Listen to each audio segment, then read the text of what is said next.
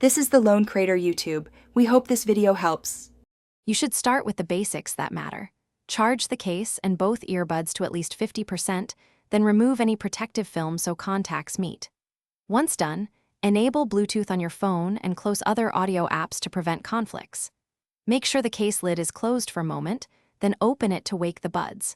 You'll save time by eliminating power and interference issues before initiating pairing, so do that now and move to the next step. You'll pair by opening the case lid right beside your phone. A prompt often appears automatically. If nothing shows, press and hold the case pairing button for 3 to 5 seconds until the LED flashes. Next, find and select Nothing Ear 1 in your Bluetooth list. Tap Connect and grant any requested media or location permissions so the phone can manage the buds. Once connected, play a short test clip to confirm left and right channel. You're almost done.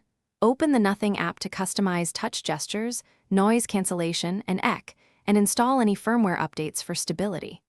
Make a quick call to test the microphone and verify ANC behavior while moving around. If connectivity or audio problems persist, try the key troubleshooting step. Reset the buds by placing them in the case and holding both stems for 10 seconds until LEDs flash, then repair. Also clean charging pins and ensure case firmware is current.